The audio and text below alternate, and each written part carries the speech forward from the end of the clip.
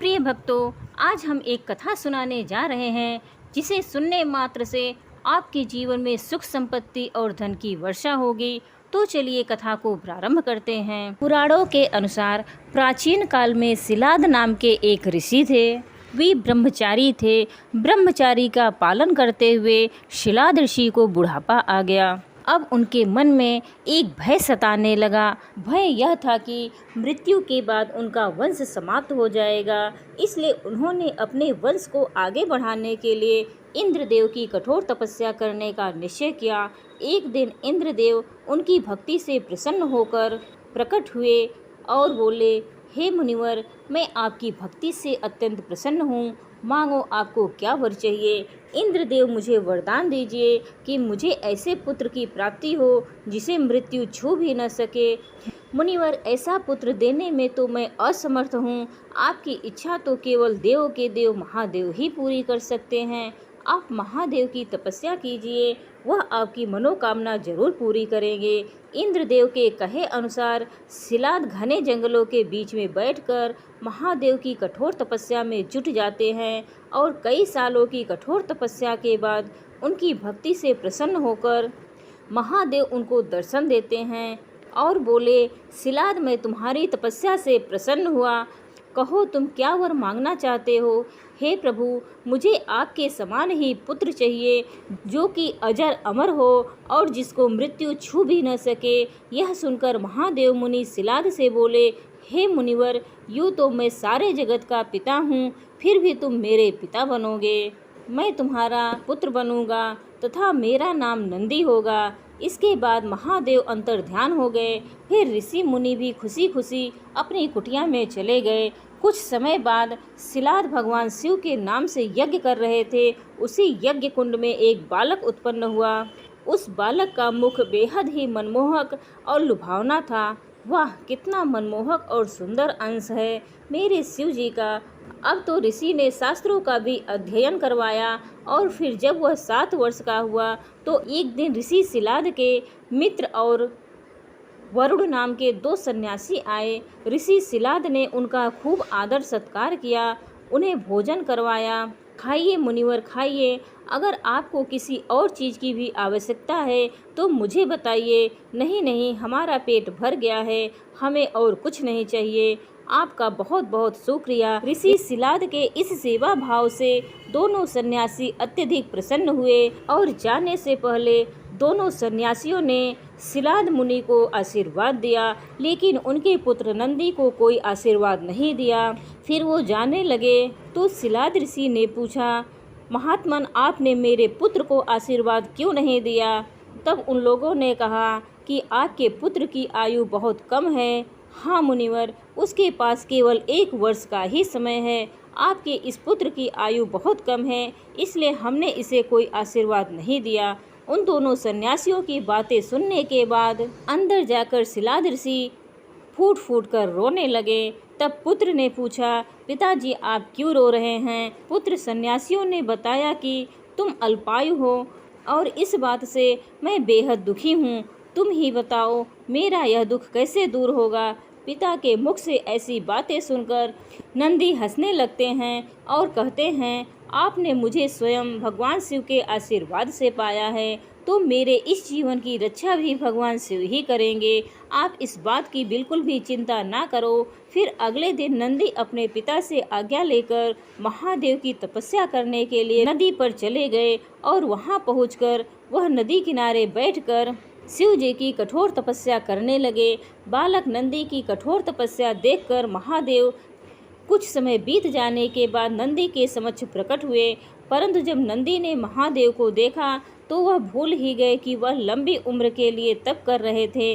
तत्पश्चात महादेव ने कहा, नंदी पुत्र, मैं तुम्हारी तपस्या से बेहद प्रसन्न हूँ। मांगो, तुम्हें क्या वर चाहिए। प्रभु, मैं तो उम्र भर आपके सानिध्य में रहना चाहता हूँ। मुझे सदा के लिए अपने चरणों में स्थान दे दीजिए। हे सिलाद नंदन, तुम्हें मृत्यु का भय कहाँ। तुम तो मेरे ही समान हो। तुम अजर अमर बनकर सदा मेरे संग ही रहोगे। तुम पर सदा मेरा प्रेम बरसता रहेगा। मेरी कृपा से तुम पर जन्म मृत्यु अपना प्रभाव नहीं डाल सकेंगे तत्पश्चात शिव जी ने पार्वती माता से कहा, हे देवी, नंदी का अभिषेक करके इसे गणाध्यक्ष बनाना चाहता हूँ। इस विषय में आपकी क्या राय है? महादेव, यह मुझे बहुत ही प्यारा है। महादेव ने अपने अतुल बलशाली गणों को बुलाकर उनसे कहा, गण नायकों, आज से यह नंदीश्वर तुम लोगों का स्वामी होगा। धन्य हो गया प्रभु, मैं धन्य हो गया। इस प्रकार नंदी के समर्पण से प्रसन्न होकर भगवान शिव ने नंदी को पहले अपने गले लगाया और उन्हें बैल का चेहरा देकर उन्हें अपने वाहन, अपने गुणों में सर्वोत्तम रूप में स्वीकार कर लिया। और तभी से शिव जी की मूर्ति के साथ नंदी की प्रतिमा भी स्थापित की जाती है। ऐसा माना जाता है कि शिव जी तो हमेशा ध्यान में लीन होते हैं, वह हमेशा समाधि में रहते हैं, इसलिए नंदी के कानों में बोलकर उनके भक्तों की आवाज़ उन तक नंदी ही पहुंचाते हैं। रोज की तरह मजदूरी से लौटती हुई कमला एक पेड़ के नीचे बैठ गई। तभी उसकी नज़र सामने एक पत्थर पर पड़ी जो शिवलिंग जैसा लग रहा था। वो सोचने लगी, अरे यह तो शिवलिंग लग रहा है, पर लगता है यहाँ सेवा करने वाला कोई नहीं है। अरे यह तो भोलेनाथ का रूप है, मैं इनकी सेवा करूंगी। भोलेनाथ बहुत जल्दी प्रसन्न हो जाते हैं। कल से रोज सुबह काम पर जाने से पहले इनकी पूजा करूंगी। अगर भोलेनाथ प्रसन्न हो गए तो मेरा भी जीवन बदल जाएगा। यह सोचकर कमला उठी, शिवलिंग के पास पहुंची, उसके आगे मत्था टेका और अपने घर चली गई। अगली सुबह नहा धोकर कमला घर से निकली और जैसा कि उसने सोचा था, शिवलिंग के पास गई, उस पर जल चढ़ाया, फूल चढ़ाए, प्रार्थना की, माथा टेका और काम पर चल दी। कमला एक अनाथ लड़की थी, बहुत गरीब थी, इसलिए मेहनत मजदूरी करती थी। काम करते करते उसकी बात अपनी सहेली सुधा से हुई। कमला, कुछ सोचा है तूने? यह काम तो कल खत्म हो जाएगा, इसके बाद क्या होगा? भोलेनाथ सब अच्छा ही करेंगे सुधा, कोई न कोई रास्ता निकल ही आएगा। मैंने सुना है कि यहाँ के जमींदार साहब अपनी हवेली का काम करवा रहे हैं, उन्हें भी मजदूरी की ज़रूरत है, तो मैं परसों वहाँ जाकर बात करूँगी, तू भी आ जाना।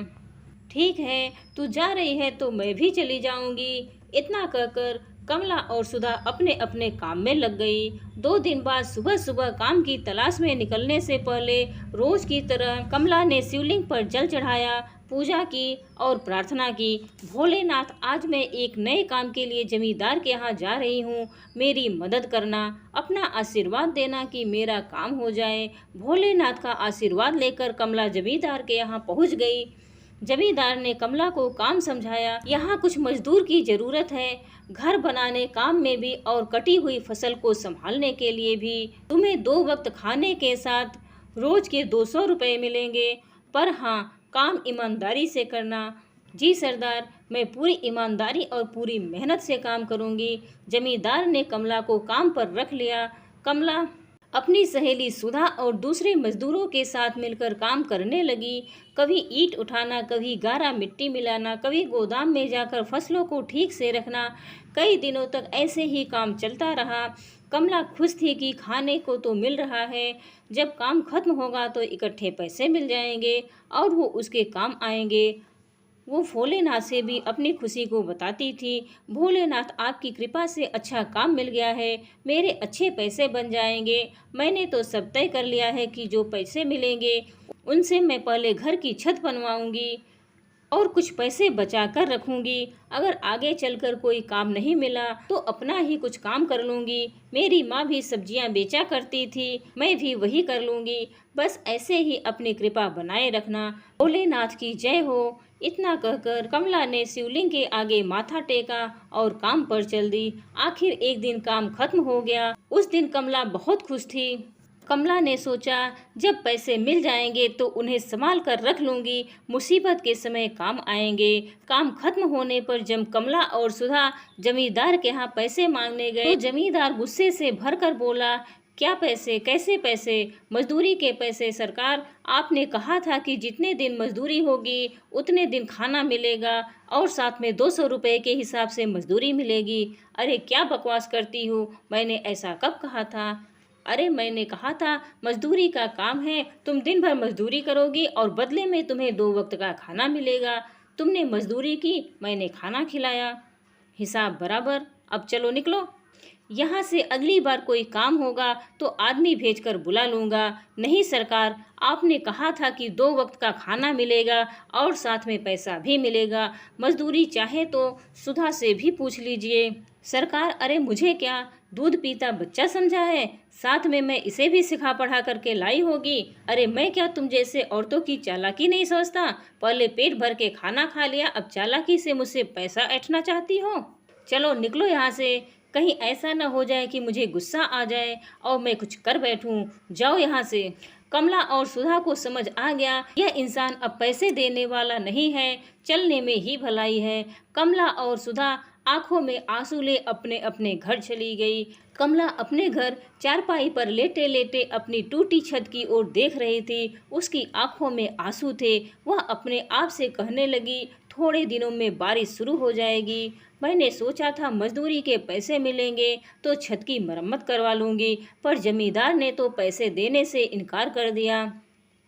अब मैं क्या करूँगी? इसी तरह आंखों में आंसू लिए कमला अपने आने वाले कल के बारे में सोच रही थी। तभी उसे अपनी माँ की कही हुई बात याद आई, बेटा जिसका कोई नहीं होता उसका भगवान होता है। जब समस्या का कोई हल ना निकले तो ईश्वर से प्रार्थना करो, वह हर समस्या सुलझा देते हैं। माँ ठीक कहती थी, मुझे भोलेनाथ से अपनी समस्या बतानी चाहिए, वही कोई न कोई रास्ता निकालेंगे। अगली सुबह कमला रोज की तरह शिवलिंग के पास गई और जल चढ़ाया, बेलपत्र और फूल चढ़ाए और आंखों में आंसू लिए प्रार्थना करने लगी, भोलेनाथ मेरे साथ अन्याय हुआ है। मेरी 50 दिन की मजदूरी जमींदार ने मार ली है। मुझे मेरी मजदूरी दिलवा दो भोलेनाथ। रोते रोते कमला ने अपना सिर भोलेनाथ के आगे टेक दिया। कमला के कानों में आवाज पड़ी, उठो पुत्री। भोलेनाथ आप? हाँ पुत्री, मैंने तुम्हारी प्रार्थना सुन ली है, तुम चिंता मत करो। मेहनत की कमाई कभी नहीं जाती। तुम्हारी 50 दिन की भक्ति भी पूरी हुई है और 50 दिन की मजदूरी भी। तुम आराम से घर जाओ, तुम्हारे हक की कमाई खुद तुम्हारे घर चलकर आएगी। कमला ने अपने आंसू पोंछे और चेहरे पर मुस्कान लिए घर वापस आ गई। उधर जमींदार अपनी तिजोरी से नोट गिन गिन करके रखे जा रहा था। ये एक और गड्डी हो गई। अच्छा हुआ कि सारी फसल अच्छे दामों पर बाजार में बिक गई। गोदाम में पड़ी रहती तो देखभाल पर भी खर्चा होता और कुछ खराब भी हो जाता। किस्मत साथ दे तो ऐसे ही धन बरसता रहता है। यह कहकर जमींदार ने तिजोरी का दरवाजा बंद किया और खुशी से सीटी बजाता बाहर की ओर चला गया। तभी उसकी बेटी अंदर आई और बोली, पिताजी मुझे कुछ पैसे चाहिए। बहुत दिन हो गए मैंने अपने लिए कुछ भी नए कपड़े नहीं खरीदे और मुझे कान के बूंदे भी लेने हैं, मुझे कुछ पैसे दे दीजिए। हाँ क्यों नहीं, क्यों नहीं, अपनी बेटी के लिए पैसों की क्या कमी है, अभी देता हूँ, रुक जाओ। जमींदार ने अपनी कमर से खुशी हुई चाबी निकाली और तिजोरी खोली। एक गड्डी उठाई। ये क्या? ये तो कोरे कागज के टुकड़ों की गड्डी लगती है। ये क्या हो गया? ये कैसे हो गया? जल्दी से उसने वो गड्डी फेंकी और दूसरी गड्डियाँ देखने लगा, पर सारी गड्डियाँ वैसी ही थी। एक एक करके उसने सारी गड्डियाँ फेंक दी। कमरे में चारों ओर सफ़ेद कागज के टुकड़े फैल गए। ये मेरे साथ क्या हो गया? इतना बड़ा धोखा! मैं तो बर्बाद हो गया, मैं तो बर्बाद हो गया। आपकी तिजोरी में नोटों की जगह यह सफ़ेद कागज के टुकड़े? अरे वही तो मेरी समझ में नहीं आ रहा है, यह कैसे हुआ? मैंने तो फसल बेचकर सारे नोट देख करके रखे थे। मेरे साथ बहुत बड़ा धोखा हुआ है। बेटी सारे पैसे मिट्टी हो गए, सारे पैसे कागज के टुकड़े में बदल गए। घबराइए मत पिताजी, आपकी दूसरी तिजोरी में गहने तो पड़े हैं ना, उसके सहारे काम चल जाएगा। तुम सही कहती हो, बस उस तिजोरी में सब कुछ ठीक ठाक हो। यह कहकर जमींदार ने अपनी दूसरी तिजोरी खोली, जिसमें गहनों की जगह सांप लहरा रहे थे। जमींदार की बेटी यह देखकर चीख मारकर बाहर की ओर दौड़ी। सांप पिताजी, सांप! जमींदार ने अपने डर पर काबू पाते हुए झट से तिजोरी का दरवाज़ा बंद किया और वह बुरी तरह से रोने लगा। मेरा सारा सोना, सारे जेवर कहाँ चले गए? क्या हो गया? रोते रोते जमींदार की नज़र अपने सामने दीवार पर लगी भोलेनाथ की तस्वीर पर गई। वह तेजी से दौड़ा और रो रो कर कहने लगा, भोलेनाथ, भोलेनाथ, मेरे साथ क्या हो गया? भोलेनाथ, मैं तो पूरी तरह बर्बाद हो गया। अपने भक्त के साथ ऐसा करना शोभा नहीं देता है। तभी वहाँ तेज प्रकाश हुआ। जमींदार ने देखा कि साक्षात भोलेनाथ सामने खड़े हैं और भोलेनाथ ने कहा, तुमने जो कमला और सुधा और दूसरे मजदूरों के साथ किया वैसा भी कोई करता है क्या? दूसरों का हक मारकर कभी कोई नहीं पनपता। उसके सारे पैसे किसी न किसी बहाने पानी में बह जाते हैं। उसके काम नहीं आते। मुझसे बड़ी भूल हो गई भोलेनाथ, मुझसे बड़ी भूल हो गई। आप मुझे आदेश दे, आप जैसा कहेंगे मैं वैसा ही करूँगा।